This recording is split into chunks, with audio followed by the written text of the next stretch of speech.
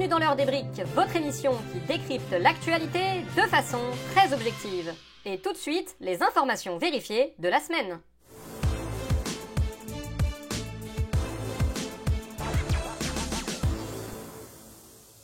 Dans les informations vérifiées des derniers jours, la préfecture de la Meuse a tenté tant bien que mal de rassurer les manifestants contre l'enfouissement de déchets nucléaires dans le département, en affirmant que seules 4 attaques de morts vivants y avaient été recensées depuis le début de l'année, ce qui est supérieur de seulement 120% à la moyenne nationale.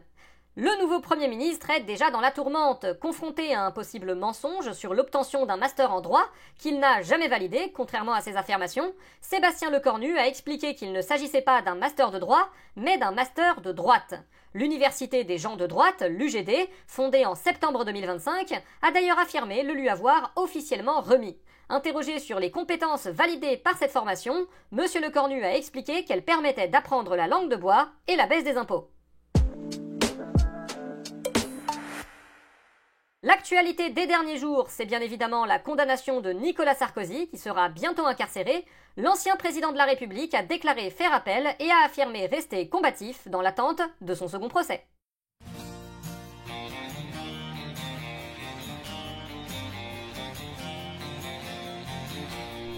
Toujours vivant, rassurez-vous, toujours sous bracelet, toujours debout. Je suis condamné, incarcéré, je vais faire 50 tôles, c'est abusé. Tous ceux qui tombent autour de moi, Alain Juppé et Charles Pasqua. Tous ceux qui tombent à tour de bras. Et moi, il me reste que Carla. Toujours vivant, rassurez-vous, toujours sous bracelet, toujours debout. Il est pas né ou mal barré, le juge qui voudra me condamner. Je fais toutes les télés, je suis sur internet, je vais dire que c'est scandaleux, aux radios, aux gazettes, ils m'ont cru disparu, on me croit oublié. Dites à ces trous du cul, je continue de frauder. Pendant quelques années, je vais devoir m'éloigner à Fleury-Mérogis ou à la santé. Mais je m'inquiète pas trop, une fois à l'Elysée, mon copain Bardella viendra me gracier.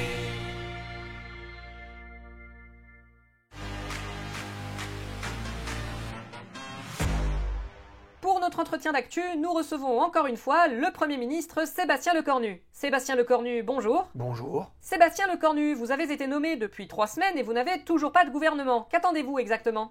Je suis caché. On vous voit, vous savez. Non, c'est pas vrai, je suis caché. Qu'est-ce que vous essayez de faire ? Rien du tout, je suis caché. Vous allez virer Retailleau ou pas ? Bah, hein ? Vous êtes au courant que je veux le virer ? Bah, ça se sait. C'est pour ça que ça vous prend tant de temps ? Je vois pas ce que vous voulez dire. Mais alors, vraiment pas. Mais alors, pourquoi vous n'avez pas de gouvernement ? Il fait beau, hein, vous trouvez pas ? Vous savez que vous allez vous faire censurer au train où vont les choses. La, j'entends pas. Bon, dites, vous allez être un peu sérieux ou non ? Ouais, bon, ok. Mais je vois vraiment pas ce que ça change. Pourquoi cela ? Bah, vous, si votre N+1 vous ordonnait de prouver que 1 + 1 est égal à 3 et que sinon vous êtes viré, vous feriez quoi ? Ben, c'est pas possible, donc rien.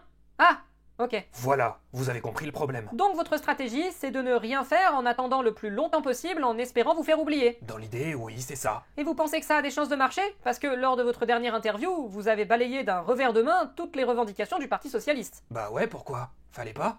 C'est ce qu'on fait depuis le début. Et ça marche pour vous ? Je sais pas, j'y vais au pif. Effectivement, et en la matière, on peut dire que vous avez appris chez les meilleurs. Pour terminer, j'aimerais entendre votre opinion concernant la reconnaissance de l'État de Palestine par le président de la République. Je vais recacher. Mais merde à la fin ! Pour terminer cette émission, nous accueillons 4 invités afin de commenter cette première condamnation d'un ancien président de la Ve République à de la prison. Pour en parler, nous accueillons tout d'abord l'ancien Premier ministre de Jacques Chirac, Dominique de Villepin. Dominique de Villepin, bonjour. Bonjour. On continue avec un invité totalement impartial, le fils de l'ancien président de la République, Louis Sarkozy. Bonjour Louis Sarkozy. Bonjour. Et on termine ce tour de table avec notre spécialiste en droit, condamnation et respect de la loi, Judge Dead, par ailleurs encarté au parti d'Édouard Philippe Horizon. Judge Dead, bonjour. Bonjour.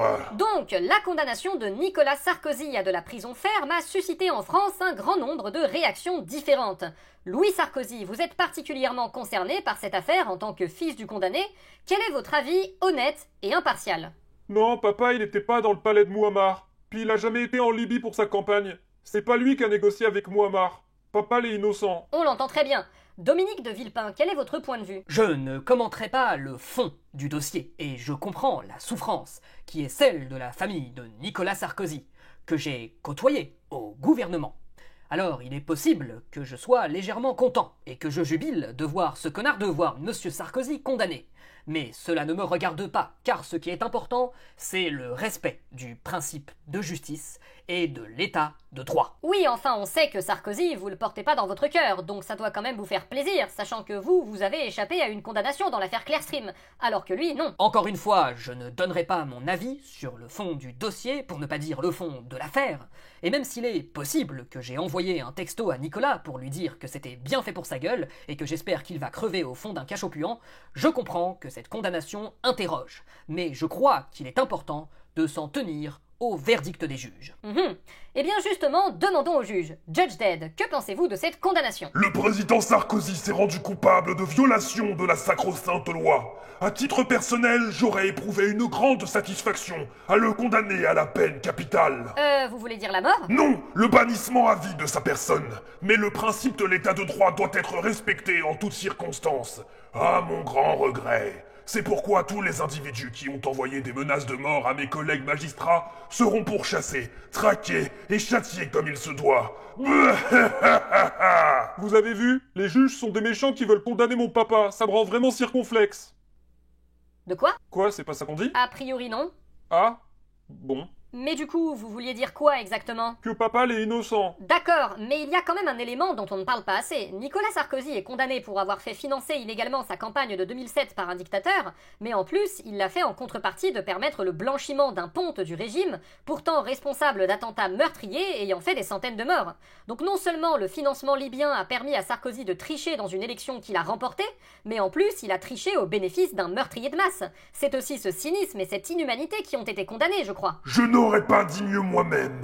Le président Sarkozy s'est rendu coupable de faits d'une gravité si extrême que son existence devra être bannie pendant 5 ans de la politique. Et vous d'abord, vous êtes qu'un étourneau. De quoi? Quoi, c'est pas ça qu'on dit? Vous vouliez dire un salaud, peut-être?